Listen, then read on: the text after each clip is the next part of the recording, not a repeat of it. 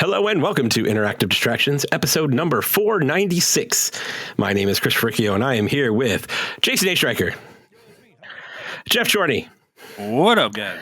And after a bit of a hiatus, Travis Baum is back with us. What's going on? Travis, it's goddamn good to see you, sir. How you doing? Good to see you guys. Been a minute. Tell us what's going on, man. Oh man, yeah, I had to take a little bit of a wee bit of a sabbatical. I had to talk to the guys a couple of months ago. I was having some issues with my health. I needed to take some time to focus on that. Mentally, I was having some issues. Emotionally, I was having some issues. I just needed to kind of course correct my life, and I just didn't feel right doing the podcast because one of my issues was none of my hobbies started to feel enjoyable anymore, and that was including in gaming.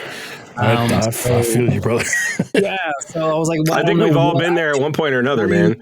Yeah, I didn't know what I could bring to the table without playing very many video games or games at all. So it just made sense to take a break. But guys, I cannot recommend enough steady therapy. If you're not feeling well the slightest bit, get your shit checked out. Get that peace of mind. But yeah, things are getting better. I don't feel like I'm fully out of the woods yet, but I feel good enough where like games are feeling better. I played a bunch of Life is Strange and gotten into Dragon Age, and I'm like, hey, I'm having fun. I'm back, really, baby. Nice.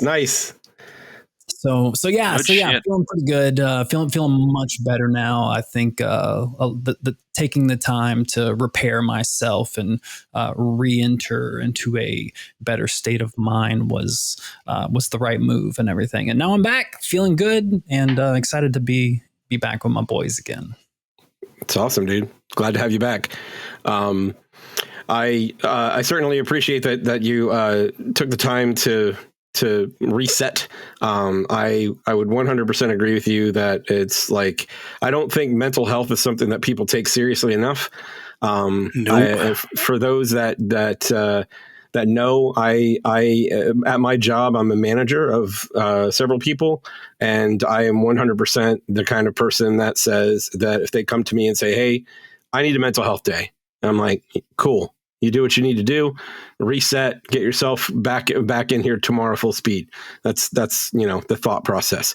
So I hope that others out there have that type of support from family, from friends, from coworkers. It's important. Travis, we support you. Thank you for taking the time and for coming back. So Appreciate you, bro. Love you. Glad to have you back. Jeff, how are you, man? How are things going? I'm doing okay. Nothing to talk about, really. I report in on the side. Nothing exciting happened this past week. Yeah, it's only. Yeah, I was going to say it's only been like a few days ago. Yeah, we recorded Sunday, so it's only been 4 days at this point. Yeah, so. That's right. Not much happened. I was afraid I was going to get my my PlayStation 30th anniversary controllers because our post is on strike. But luckily, the who I ordered it from doesn't ship by Canada Post, so that was good. The VG9, or who is it? The which? VGP, or there's a Canadian retailer that's called like VGP, and they use Video Game Plus. Yeah, Video Game. I've heard of them. Yeah. Okay. That's not where I got it from. I got it from Best Buy. Okay. Oh, nice. Okay. Video Game Plus has actually been my go-to recently. I actually thought it was like a mom and pop place because it's a small place kind of close by here. And they have the type of place that give you kind of attitude, so you can they don't give a shit and that they it's a mom and pop place. It's the kind of place you want to frequent, right? That's you kind of don't. But no, I am now. I am going to. Then when I looked them up online once, and I was like their online store, and I was like, this doesn't seem to be the same store because this place is like they have this much inventory or whatever. And then I found out it's actually like a much bigger business than I thought. Yeah, I think their home is like in Ottawa or something like that. Okay, that makes sense. Sounds like a money laundering scheme. Yeah, dude, I'm not gonna lie to you. That's what I thought it was at first because the owner guy doesn't seem to really know what the hell he's talking about. Oh, great! At all. That's what you want. Yeah, he marks his prices up like crazy. Like the website, when I got Persona 5 Royale, the Day 1 edition with the steel book, on Xbox, they were selling for $30. This is like months back. They had a copy of it there for 150. What? I was like, yeah. Sorry, I was bud. like, I know it's rare, but you realize your own website is, they're selling, they're Undercutting you. Yeah. So that type of place. But That's no, like, crazy. Okay. you know, it's all right. And the other place is Walmart. That one's not coming till next week. So Chris, I'll update you. It's supposed to be getting here on the 26th or something like that. I know they actually they said they put them back up on sale today, and man. I was gonna try and get one, and it just got super busy, and I completely lost track of time, and just missed it. I missed out. So, Dude, I tried for a second one minutes after it was posted online. And no shit. I had no luck. No luck. Oh my god, man! It's like I don't understand why they're so okay. Anyway, Limited. Yeah. So I got them. I was happy. And other than that, nothing exciting is happening this weekend or this past week. So that's it for me. All right, Jason, what's up? Anything going on? Fucking Black Friday sales are already here. It's not like it's a week come away, man. I'm not so tomorrow? over Black Friday, man. We actually No, we're Thanksgiving's doing next Black week. Friday, and we just made plans earlier today, this morning, that like we need to go clothes shopping. I am due for such like a complete redo of my wardrobe, and we're like, look, Black Friday is out there. I hear it's not as crazy as it used to be back in the day. Let's give it a shot. Yeah, because you just order online. Yeah. You order online and they're stretching it out for an entire week. Yeah, now as opposed to just one day. Black November or whatever the fuck they do now, and you know it's Black Friday and then Cyber Monday, and then it's all a bunch of shit. It's like it's not about it's no longer about like department stores trying to clear shelves. Now it's about just retailers saying this is the price we're going to do for Black Friday and trying to sell shit, you know. So it like the idea of the concept of it has completely changed. That never happens, Chris. Yeah, I know. The concept never changes. Do you remember when GameStop was they didn't do the whole opening up on the night before type thing? Yeah, midnight releases. Yeah. Mm-hmm. Yeah, we used to do that at GameStop. Yeah, was it when you were there? Because I know they tried it for like 1 year, and like the next year they were like, "Oh, okay, no, we're going back to opening up the day before." Oh, really? Yeah. Oh, no. Yeah. Midnight 1 year. I feel like midnight releases before at midnight like or whatever. a thing for years. Yeah. Right? No, not new releases. He's talking about. Oh, okay. He's talking about on Black Friday. Yeah. Oh, gotcha. They were like, they wanted to come out and make like a stand, be like, we're not going to make our employees work on Thursdays for family and whatever, and football or whatever they're doing. And for one, food, family, and football. Yeah. You weren't open for Thanksgiving Day. I wasn't there for that part of it. I think they eventually did open for Thanksgiving Day, but I did have to go in like after eat my Thanksgiving meal and go into the store and like set up for like promos and advertisements that were Black Friday specific that I had to put up. So I still had to work for a couple of hours, but I never had to serve guests or anything. No, that's good because that would have been There was a year or two not long ago where a lot of places were opening up on Thanksgiving Day and just having their sales there. But I feel like that's toned down quite a bit. Like they tried it for a couple of years and it's like, no, that's a bad idea. And now it's back to just being the Friday after Thanksgiving. So greedy. No shit. It's like, please stop. It's like, it's not worth, I mean, when you do that, you know, chances are you have to pay your employees double time and it probably wasn't profitable. So I'm glad that's probably the reason they stopped doing it, but it would have been nice for them just to not do it out of, you know, morality's sake. But cool. Let's see. What's up with me? Besides the fact that my dog is currently asking to come inside. Just let him out. I know. God, I just let him every time. And then we started the show and now I have to go let him in. But not much going on from my point of view. This weekend we were supposed to go to Ren Fair because Georgia now has a fall Ren Fair. But my daughter is sick, so we're gonna have to put a hold on that. But yeah, I mean, other than make that, her go anyway. No, stop it. I'm kidding. But yeah, let's move on. Let's talk about some games. Who wants to go first? I got new stuff. I'll go first. Yeah, Travis, it's been a while, man. You go first. I'm going to go let my dog in. Sorry, I was gonna give it to it, but you new hotness. That's all. One of the games I picked up when trying to get back into games was Life is Strange. It was kind of a no-brainer. Been a huge fan of this series for a very, very long time, and Life is Strange Double Exposure being a direct sequel to the original game starring Max Caulfield.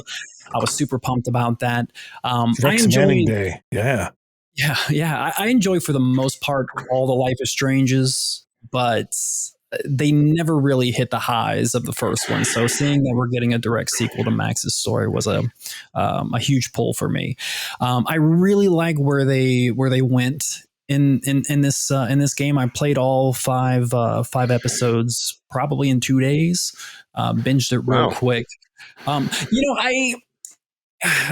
like that this was like a Netflix version of Life is Strange, because you get you pay $50, you get all 5 episodes right there, versus how we used to just pay $10 per episode and wait a couple of months in between. I do find with the old format where you do have to wait per episode, I felt the episodes were longer, a little girthier. And I found getting everything in one fell swoop in one sitting, it just the chapters did feel a little shorter. The experience wasn't very long. I remember finishing chapter 5 and getting to the end of the game and being like, whoa, where was chapter 4? Did I play through that already? It's weird. Anyways, but other than the shortness of the game as a whole, I really enjoyed where they went with it. The new characters that Max has to integrate with are phenomenal. They're well voice acted and mocapped.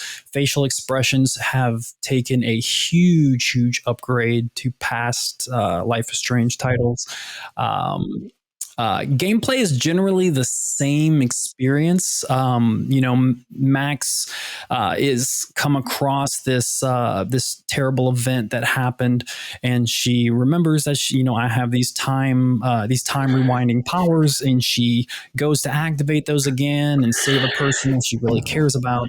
But she finds out that her powers have changed; they've evolved. So instead of rewinding time, she has the ability to jump into a timeline where this tragedy didn't happen. And it's really interesting because it adds another layer to the gameplay, because every chapter that you're in and every location that you're wandering through and looking for clues and talking to people, you can hop at will from one timeline to the other.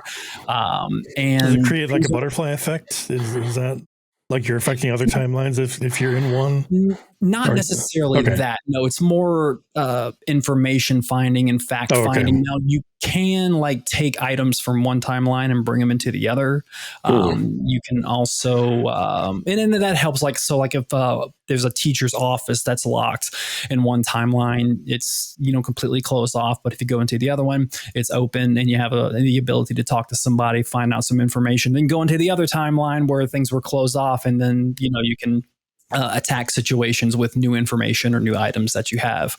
But it's a great, I think there's a good contrast in between each timeline, because of course, like the college that Max works at is rocked by this tragedy in one, and it affects local businesses, it affects characters, it affects just like the general mood and tone of one timeline versus the other, where this issue didn't happen, but they also have their own fair share of interesting events that are happening at the same time. So for the most part, really enjoyed it. I felt chapter 1 through 4 were pretty solid, but sadly, when you get into the 5th chapter, it almost felt like just a series of rooms that you go in. There were no major decisions to be made. It's just like everything there are decisions towards the very end that can like divert the story in different directions.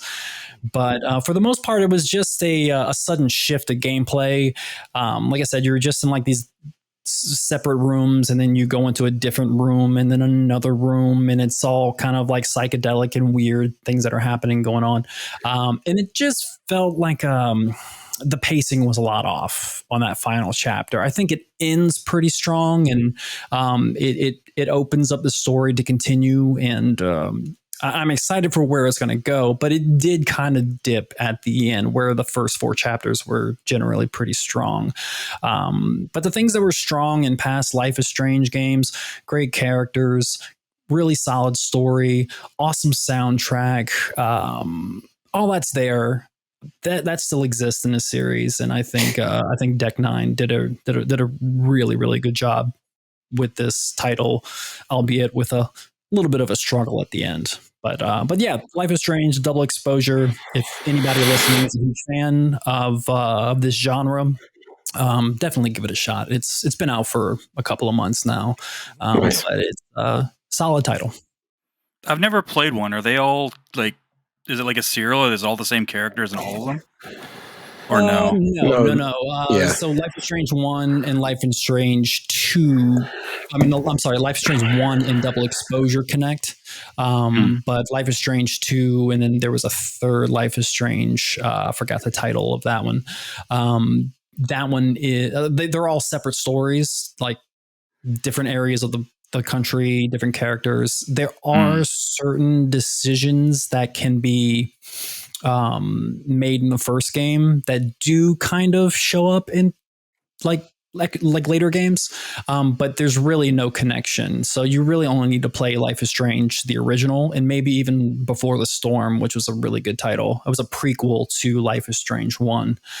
So Before the Storm, the original Life is Strange, I would definitely play those before Double Exposure. Do I think they're necessary? No, I think they do a pretty good job of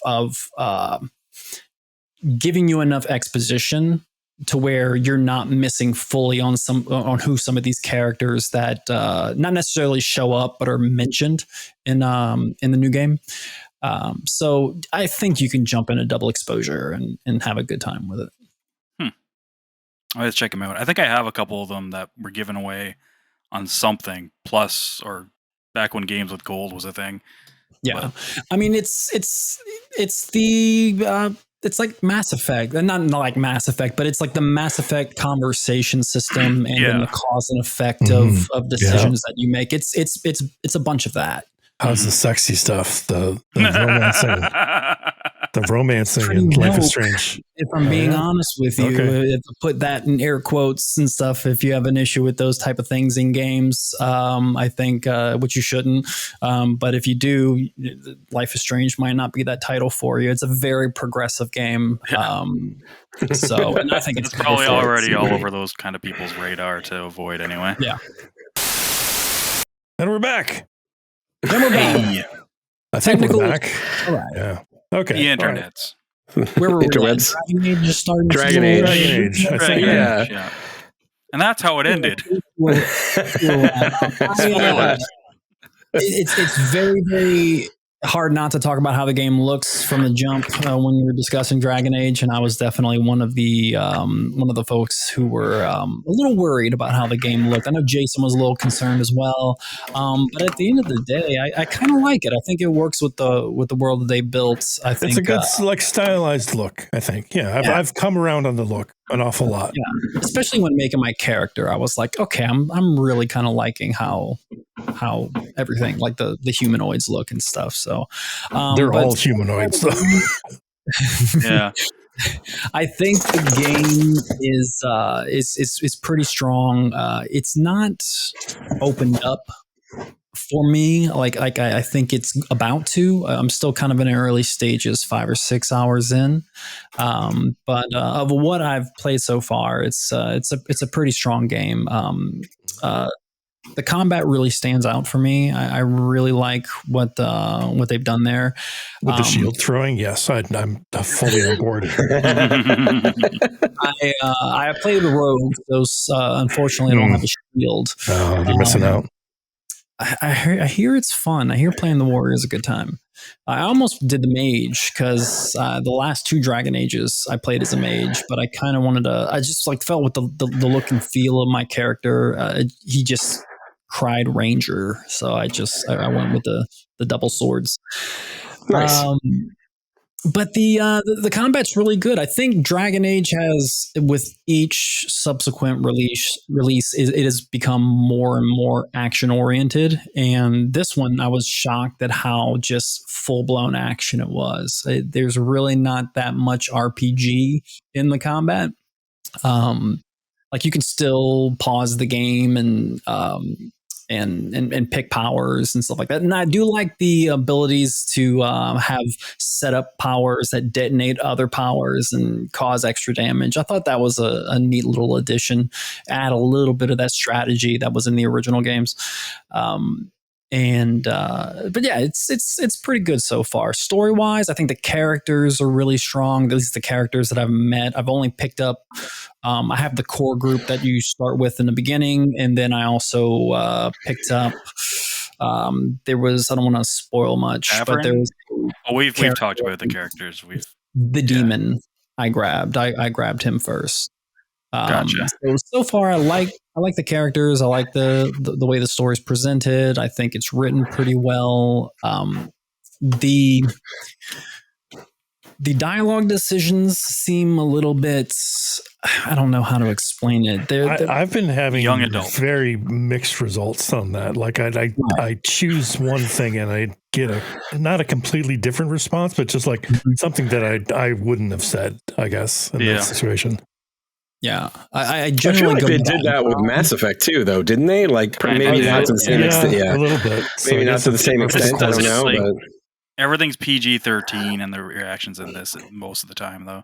So like even when you want to stand strong and be like yell at someone, it's kind of like you're stern and then you basically say please afterwards. Jolly cooperation, man. That's right. Exactly. Yeah. Let's fight together. I do like the camaraderie between the characters early on. I do feel that BioWare did a really good job of writing for the back and forths that these characters share.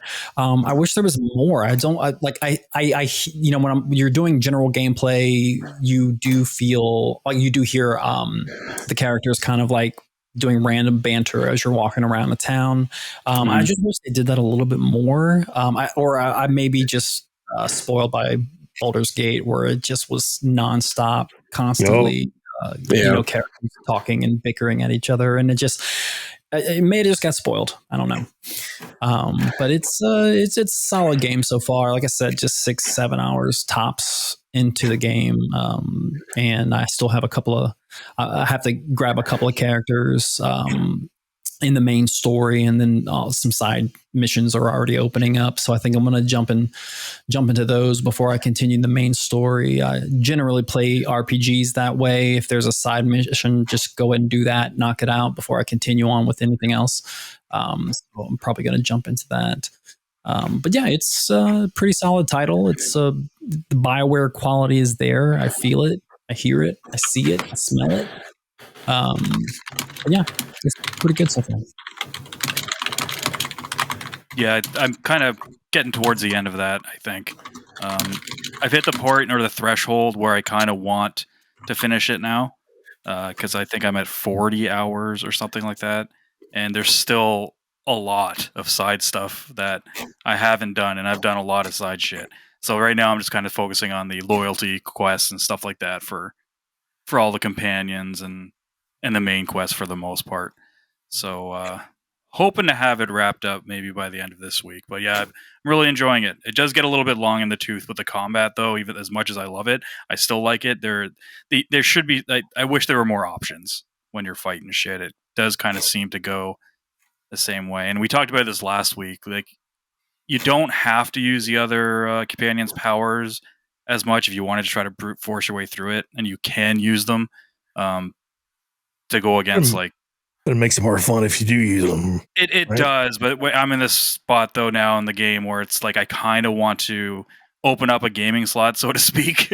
So it's like, okay, I've been playing this for a while now. I want to kind of finish it, so I have been kind of doing the brute forcing thing and not going into my inventory or changing out like abilities or skills that are like, oh, I know this boss that I've been having trouble with is vulnerable to electricity. And instead of doing all that rigmarole, I just kind of be like, well, I'm just going to fight it out and keep chipping away till he fucking dies. All right. Yeah, it's badass. I really like it. Excited Good to see what stuff. they do with Mass Effect. Yeah, I'm hoping I get to it soon. My wife's on her third or she's about to start her third playthrough, so we'll see where that goes. And once I finish Metaphor, I'll jump over to Dragon Age. She's in the third playmester, and she's third playmester. Yep.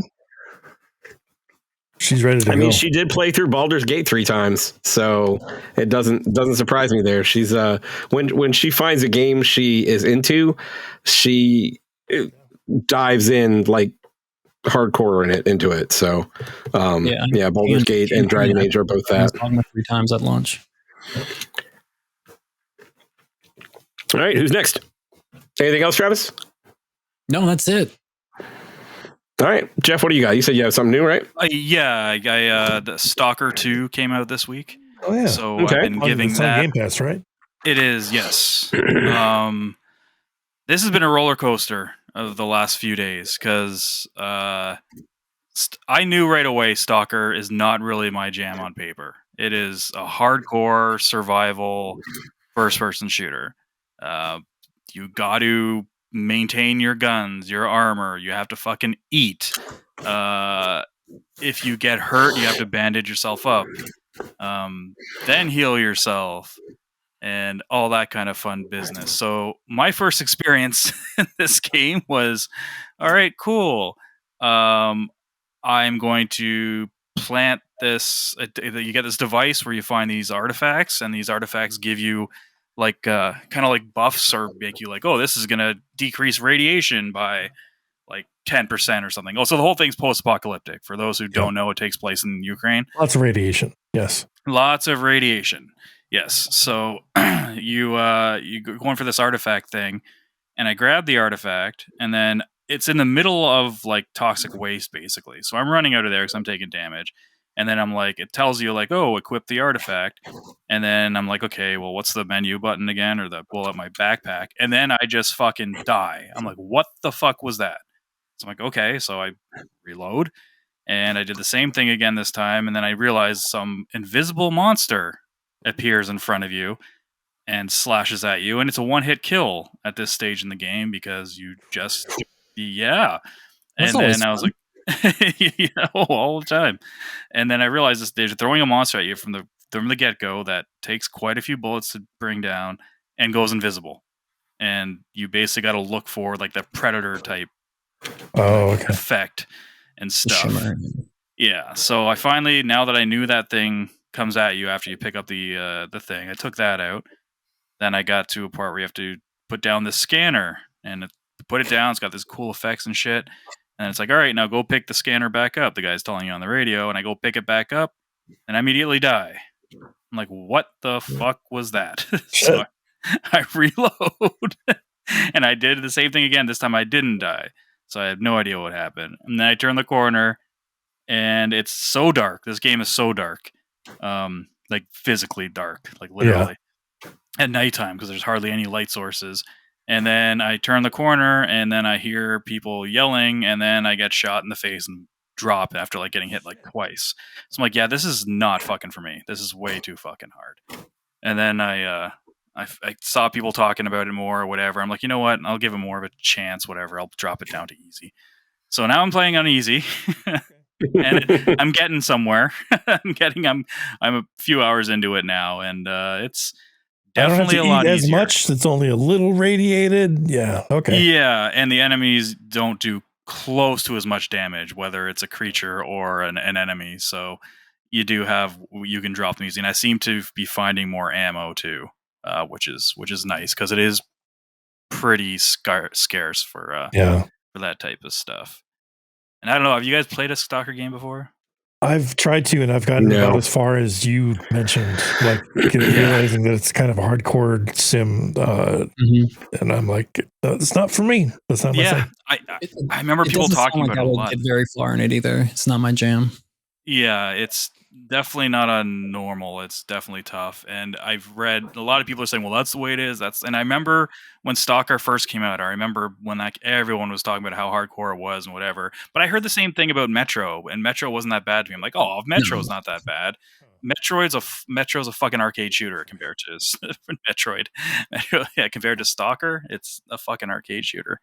The worst the Metro you have to do is like pump your the electricity into your flashlight, and that's yeah, really the exactly. extent of it, Yeah, and make bullets, but you can make like a bunch of them or whatever. And it's like, it wasn't that bad. I mean, this game's been in development forever because I mean, it is developed by Game Company? I can't remember what they're called. I think it's Game Company or something. They're a Ukrainian based out of Ukrainian. Right? Yes, yeah. So they were name our game company. Game Company. Game Company. So they were there when the war broke out, and I think it wasn't until like the last year they actually moved to Prague. I think they moved the studio. It's quite buggy in the audio department so far. I haven't seen any visual bugs really yet. I have on Twitter. Well, not Twitter. Well, I don't judge by Twitter. I'm going by like what I've seen personally. Okay. On Twitter, of course, you're going to see, dude, people on Twitter, they'll make montages of bugs and glitches of like the most like perfectly made game and be like, see, I told you. So visually, I haven't seen anything outside of like some shadows flickering here and there. But audio bugs, that is a thing that happens quite often where the gun will just not make a sound, or a weird one is a lot of the conversations with NPCs and stuff are through a radio, and sometimes they'll be talking like they're talking through a radio, and other times they'll sound like they're right beside you with no radio. So Hellblade, right? It's like whispering in your ear. Yeah. It's like not even, at least that you can tell whispering. It's like really just like someone standing next to you, and with no radio effect on it whatsoever. But it looks awesome. I mean, it's Unreal Engine 5 game, so it's gonna look good. The atmosphere is great. Atmosphere is top notch. Their sound design, ironically, outside of the glitches, is fantastic. It's like walking around in the rain. If you're using like earphones, just sounds incredible. But like, I don't know. Like the aesthetic vibes, like compare it to Metro, because that was the strength of Metro. Like going walking underground in the areas where kind of humanity is kind of settling down. It just felt real. It felt like you heard like all the conversations around you. You can hear ambient noises, people playing guitar. It just felt like a living world. So they immersion, I think, is It's like that. That's pretty much the gist. It does feel like that, but it's mostly above ground. You do go into caves and stuff, but every single NPC in the game apparently has an AI path for it. Like they're not just there. Like they will walk around. They will have conversations with each other, and and that's sometimes weird too, because like you'll sit around a campfire and you can just sit there, and the other guys will tell stories and stuff. And I haven't seen a woman yet, actually. I wonder if that's a thing in Stalker. There hasn't been a single woman. But anyway, so they're talking around the fire. A guy will get up and be like, all right. How's the sexy stuff? How's the sexy stuff? Very, very European. Someone will get up and be like, oh, I got to go. And then they go to leave. And then they immediately turn around and sit back down and tell like a really terrible joke or something. So there is kind of like weird stuff like that. It's almost like Bethesda jank. Someone referred to it as Euro jank. So I get that. Euro jank. Yeah. Nice. I was gonna fucking say, the voice acting is awful. So really bad. It's some of the worst English voice acting I've heard in a long time, and it's not even just how bad it's just the delivery of it, the way certain sentences stop and other ones start. Just they had to stop between like bombing sessions and stuff. Oh, that's right. Get out of the sound booth. Yeah. Yes. I tried to put it to Ukrainian, which it does sound like it's acted a lot better. I can't really tell, but it does sound better. But the problem there is when you're in some battles, you don't hear the call outs as much as like the enemies. Like the AI seems half decent where they will try to flank you. They'll throw a grenade or whatever. And in English, you hear them, they'll say something, like you can hear them yelling at each other to coordinate that. And when it's in Ukrainian, like there's sometimes subtitles, but the problem is one, you can die so quick in this, like even on easy, it's not super easy. You can't really read them because you're focusing on where you should be moving to or aiming at. So you miss a lot of that stuff when I have it. So it's kind of like a rock and a hard place. Like I don't want to listen to the terrible English dub, but at the same time, it's like I kind of want to hear what people are saying when I'm not directly like in front of them. So I have switched it back to English. So that's kind of I'm dealing with that right now. Again, I'm very early. I was gonna put it on the back burner if anything, because it did launch pretty bad. Especially like on PC. Apparently, the optimization is not good. And on performance mode on Series X, it's not that great. That's how I started on, and it fluctuates quite a bit, and that gave me some problems. I think with aiming, it made the aiming feel very sluggish. So I recently put it back to 30 frames of quality mode, and that seems pretty locked. So at least made the shooting and the gunplay a lot better. Of course, the downside is the 30 frames if that bothers you. Got used to it pretty quick. Yeah, I know it bothers you. Oh no, don't have all the frames. Oh, it sucks so bad. It is pretty bad. Yeah, it's not that bad. But some games look so much like Dragon Age looks so much better in quality, and so does this. But I'm glad I'm going to be playing that on my PC. I'll say that. Yeah, 60 of course is always going to be better.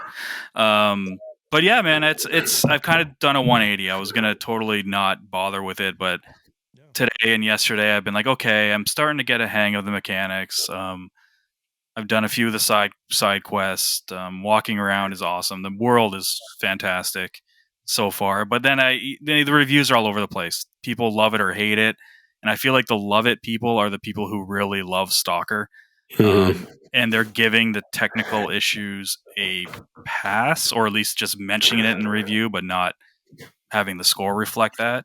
Because I haven't seen much visual stuff, but like Jason said, I've seen a bunch of stuff on Twitter. But a lot of that stuff could be later down the line. Apparently there's these big storms and stuff that can happen and can bring like the console and like PCs to like a crawl and stuff like that. So who knows? I just personally haven't seen that yet. Just the audio bugs so far. But it seems pretty cool. I have no idea what's going on in the story. I don't know if it's a continuation from the first one. I honestly don't know. Don't know what else to say. I thought I had something else to say, but you guys sound bored, so I will pass it on. Oh, not at all. Not at all. I just don't know what else is. Yeah, I'm trying to think because there was some things I was going to mention about it, but your gun can jam. That's fucking fantastic. When your gun jams in the middle of a firefight. Realism. Yeah, exactly. Yeah, that's not fun at all. Oh, and there's these little anomaly things in the game where they're like, it has that predator type thing look to it, and you have a device that'll kind of sense when they're nearby, but if you like walk through one, you get fucked up. There's different ones, like there's a wind one that'll just tear things apart. There's a fire one that sets shit on fire. And for some reason, there's probably some lore to this, but this guy gives you a metal bolt, like literally just a metal bolt. You have unlimited of them. You just toss them into these anomalies, and they go whoop, and they disappear for a few seconds so you can get by them. I don't know the science behind that. I mean, you get the there's no science behind that. Come on now. Yeah. But it's cool though, because you can get enemies and shit to go in them, and it looks pretty cool when they get torn apart from one of these. But it sucks when you're walking through in the dark and you step into one of them, and then you get fucking torn apart. No, thank you. But that's Stalker 2 so far. I was totally put off by it at first. Now I'm more than mildly interested. And we're back again. Take three. One more time. That's how Stalker 2 ends. One more again. That's the second game you've done that with, Jeff, in one show. Jesus Christ. That's fucked up, dude. We're already 4 hours into the show. Not meaning to spoil everything, but some things just are meant for everybody to hear. Nobody can stop the chorny. Well, Jeff, you were right. You were done after Stalker, correct? Yes, that is all I've been playing. Jason, what do you got? Anything? Like a fucking thousands upon thousands, like literally thousands of games. Because I have not been playing those games, mind you. I've been curating those games. I've been redoing my ROM collections for all of my games. Now, bear in mind, like I have ROM collections going back to like fucking early 2000s that I've just kept, bringing out new computers and whatnot. So I decided it was finally time to get like new ROM sets, and like the one that I got for Saturn the other night, it's amazing.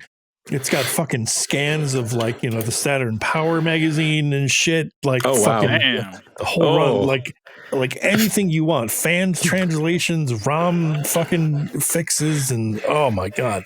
They've stepped up their game in the emulation scene. It's amazing. So I'm going back and I'm redoing a lot of that stuff and bringing it over to Mister, bringing it to my this guy, Hey. and then I'm getting ready for the Retroid Pocket 5, which I'm very excited for. So you can't really see it. Can't really. Oh, nice! But I got it. Yeah, nice. Clam crew. Yeah, nice. It's pretty neat. I got one right here. Yeah, it's pretty neat. I don't have anything to pull off in front of the camera. I feel left out. For those that are not watching the YouTube, nice. We are doing our. How do they pronounce it? Anbernic. Right? Sure. Anbernic. I don't know. What is that, Travis? I need to know what that guy is. I can't see. Oh, it's Nathan Drake. Oh, nice. Oh, I saw is that from Uncharted 3? Okay. Yeah. Nice. But yeah, our little clamshells that were all the rage for about a week and a half. We've all picked up for like $40 to $60. $40. And movies for about 40 to 60 minutes. Yep. Hey, you know what? They're fun. No, yeah. It's perfect what they use. It feels good in hands, yeah. That's really it for me. Like I have not been playing much else besides emulating stuff. So Chris, how about you? I don't have a ton to add. Again, it's only been like 4 days since we recorded last, so been kind of focused on Metaphor. Like I talked about last time that we were I was at the island, and I've now moved to the next city. So there was the big confrontation with the big bad. Some story twists and turns. One or two that I saw coming, and one that I didn't. So, but it's definitely keeping its hooks in me. I'm really enjoying it. I don't really have much to say from a gameplay perspective because, you know, like going from one major town to the next is a very, very long story beat each time. So, quite literally, all I did from the time that. I had one more dungeon on the island. I did that dungeon. I did all of my remaining days of, you know, powering up relationships and powering up the stats virtues. Virtues, and then went to the next city. Went through that story beat, and I'm literally at the point where I can now free roam in the new city. So that's kind of where I'm at. But yeah, it's super interesting. I'm really enjoying it. I like how they introduced the last character, or how they brought him in, because I knew who it was. I just didn't know how they were going to pull him into the party. Yeah, so that was one of the bigger surprises is how that happened. I did not expect the way they kind of pulled him into the fray. But really, really cool stuff. Really enjoying it. But hopefully I'll have a lot more to say next week about it because I'll probably get a lot more playtime in this weekend. Nice. But yeah, that's it for me. So cool. Let's do some news. Sure, we can do that. We have news this week. We do have news this week in the video game space. The first one is to the first two of these things, I honestly didn't even know you couldn't do until like today. Well, one of them I knew that it was being worked on. I just wasn't sure if it was out already. So if you have Game Pass Ultimate, they already have the cloud. You can play your games from Game Pass via the clouds, like on your phone, your TV, whatever. So they entered beta this week where you can play games that you own. So not necessarily games that are on Game Pass. Okay. All right. Yeah. So if you just own a game digitally, you can do that now. So, but it's right now it's in beta. Sorry? That's pretty rad. I like that. Yeah, it's kind of cool. There's 50 titles right now that you can do it with. Okay. Is this like a situation where game yet? Is this a situation where like you may have owned the game on like a previous platform and then No. It's just like on 360, if and when it ever gets on the list, that's a game I'd be able to play on Game Pass, right? No. So right, the way it works now is pretty much any game. Most of the games that are on Game Pass, you can play through cloud streaming. If you have it, but you couldn't play games that weren't on Game Pass. So a couple games that are on here, there's 50 games that they open it up for. Like one is Baldur's Gate 3, and then there's Balatro, however you want to pronounce it. Like those are now you can play remotely if you own them, but they're not on Game Pass. If that makes sense. Gotcha. Yeah, it does. Yes. Okay, yeah. So. And the reason why I think they can't do it with every game yet, I'm sure there's some weird licensing thing there. So it'll probably have to be like a game by game basis. They'll probably release them in chunks, is what I'm assuming. So that's cool if you're into that cloud streaming stuff.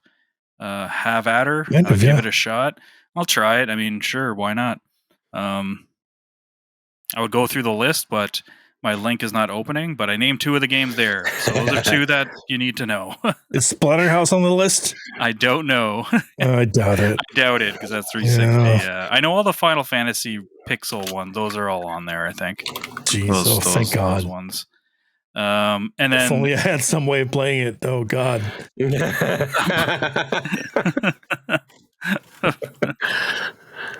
Oh, man. All the 19,000 ways you have? On this clamshell right here. Yeah, the closest one.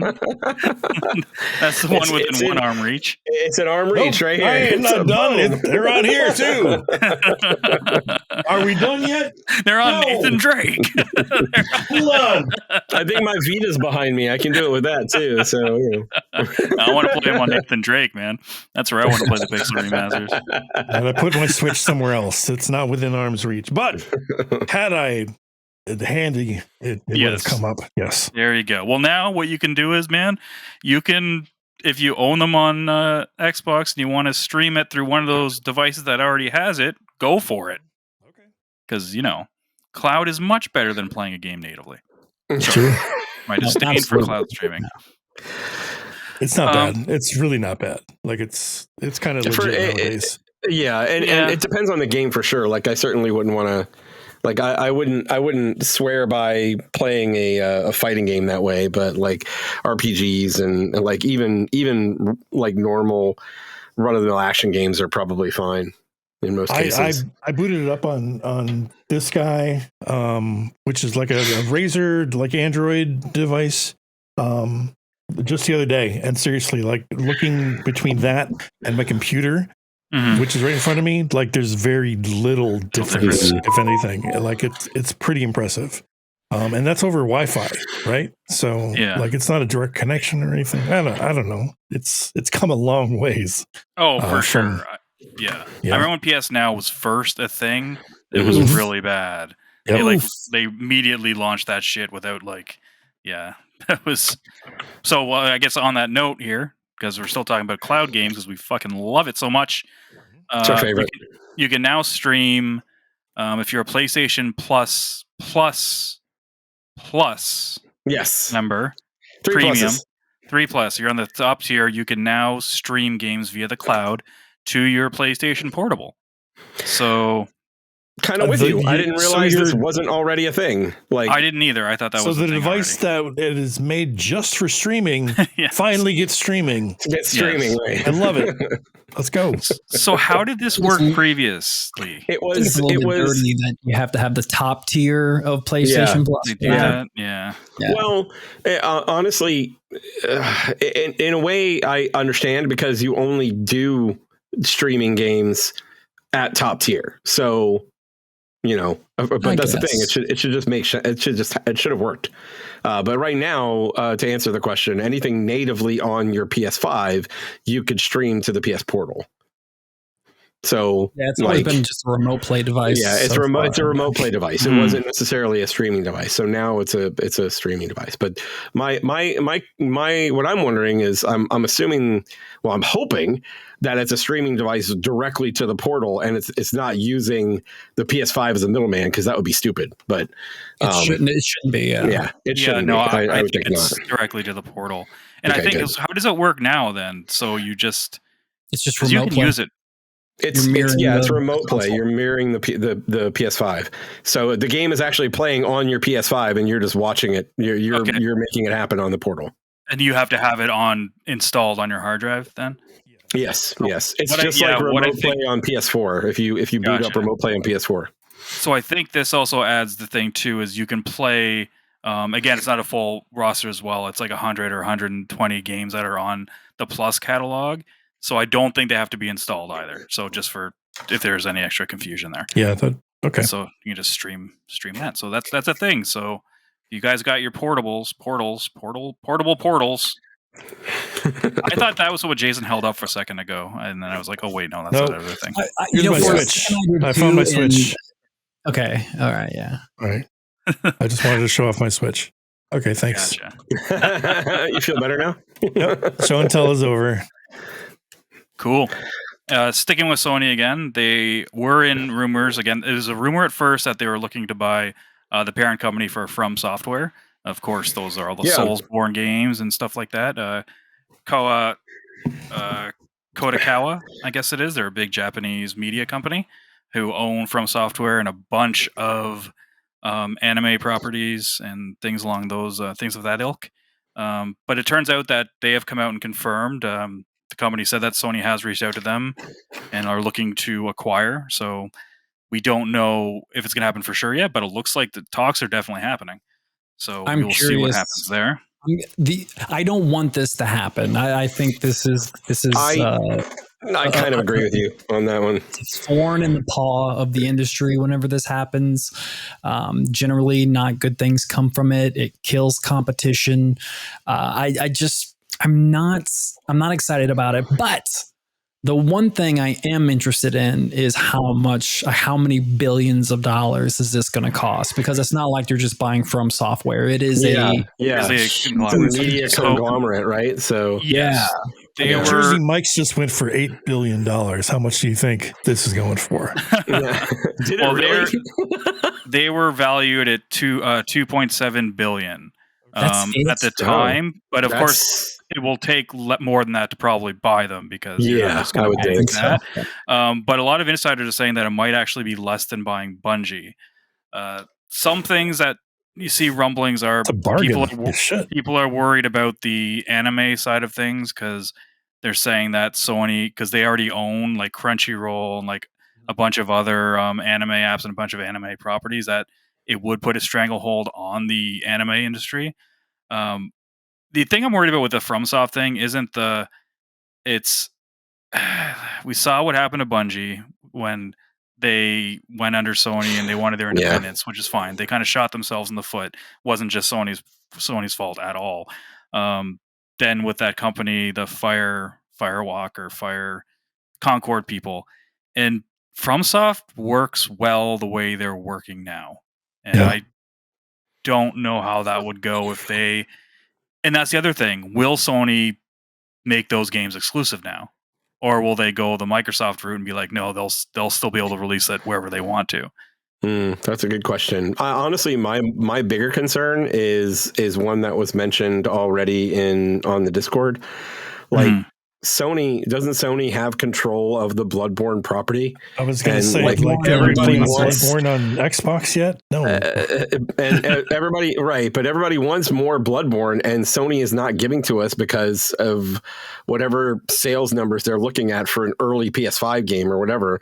And I'm concerned that we won't get... Like it'll be okay. From Software make one title, it's going to sell not to their overinflated expectations, and then From Software goes the way of so many other studios that we've seen as of late, and that's a concern for me when it comes to. So is that a concern because you think they will make it exclusive and not Bloodborne? I'm talking about like the Souls game. Bloodborne. I'm less worried about the exclusivity right now because I'm afraid that they're going to have them make a game. The game's not going to sell, and then they're going to dissolve the team. That's my thought. Like they certainly would do better if it was multi-platform. Like I would support, I would absolutely support making those games from anything coming from make it multi-platform, because most people are used to being on PC, or well, at least being on Xbox, right? For Elden Ring, and is Elden Ring on PC? I don't remember. Yeah. It's on PC. Okay. So, like, I certainly think that they should continue to make those multi-platform, but my concern is, especially if they do make it exclusive, you're going to see low sales on whatever From's first Sony blanketed game is, and you're going to see low sales compared to what Sony's expectations are, and then they're just going to go. We saw it with too many companies recently, and I just think it's going to end up doing that. That's what the trouble will be. That's why I think it would be smart of them not to go multi-platform, because if they're obviously looking at the sales of their games to begin with. So if they were to be like, hey, we're going to release this multi-platform, but if it doesn't meet these standards, we're going to intervene or whatever, that would be very shitty. But it would be way shittier if they were like, okay, we're just releasing on PlayStation, in some time we'll release on PC, maybe never Xbox, and then they do that. Then that's like, that is like the worst case scenario. Yep, I'm with you. But I think they want the anime more than anything, so we'll see what happens. Also, I think who's the lead of FromSoft? Mr. What's his face? Mr. What's his face? Oh my god, I'm gonna say his name wrong. Mizuraki. I always get him mixed up with the Studio Ghibli guy. Miyazaki. Yeah. Miyazaki. Mm-hmm. I'm like, he has the kind of clout now too, though. But he can be like, well, we don't want this to happen, so I'm out, and I'm taking the entire team with us. With me. That is very, very possible, at least for him to believe, But we'll see. And the biggest loser in this, we agree, probably is Namco Bandai. That's true. Poor guys. They had one win. I mean, Jesus. What? Oh, They've been publishing Souls games. They've been publishing all their games. No, I'm talking about the one IP that's been doing well for them. Yeah. Oh, Tekken? Not doing well. Not doing well. I'm sorry. Oh, not doing well. Sorry, I missed the not part. Gotcha. No, they're doing fine. But you can't. Turning down 20 million or however much Elden Ring sold, that's going to be tough to swallow. But yeah, so we should find out in the next few weeks, most likely. We'll see. It may take longer. I don't know. I know here in America there are. They have to go through the FCC or FTC. They have to go through to make sure that there is not a risk of a monopoly or any wrongdoings that could come through this type of purchase. So I don't know how they do things with Japanese purchases, but I don't think it'll be like next week or the week after. This is probably going to be a process. Yeah. I think we'll just know in the next few weeks if it's gonna happen, like mutual agreement. This isn't my words, by the way. This is from the article. Okay. Yeah, I'm not speculating. This is the person who wrote the article is probably speculating. Polygon or whoever, Routers or whoever it was that did it the first time. But yes, that is the news. Basically, that is all the news. Cool. But we do have listener stuff. I think we're just going to hold off on that. Actually, are we? Okay. Just because of the tech issues tonight. Yeah, so we did have a pretty good list of listener feedback on which we totally appreciate. Thank you very much. Yeah, we very much appreciate. You guys are going to have another week to submit anything you guys want to include in that. If you're wondering, Jeff, do you want to talk about what the question was? Basically, what do you feel about the Game Award nominations? You for them? You kind of got who? And also, if you have any snubs, what are some of your snubs? Yeah, and we were going to go through those. We were planning it, and just with the technical issues we've had this week with this show, we're just going to hold them for next week, and we'll try and get all that stuff worked out, and have a bit of a more beefy show next week. So hope you guys are patient with us on that, and we appreciate all your feedback, and thank you. But So if you guys are on board with that, that's our show for tonight. Hope you enjoyed the show. If you did, please, even with the tech difficulties, I hope you enjoyed the show. If you did, please tell a few friends about us. Like, subscribe, and leave a comment on the YouTube. That all those things help us a lot, and we very much appreciate them, and we love interacting with the listeners. Speaking of interacting, come over to Discord and hang out with us. You can get there by checking out our link tree at interactivedistractions.com, and that will also lead you to all of our other social media links. So until next time, my name is Chris. I'm Jason. Oh, I'm Jeff. And I'm Travis. We did prep that before. That was so long ago, and two technical difficulties. Play your games, and we'll talk to you next week. Peace.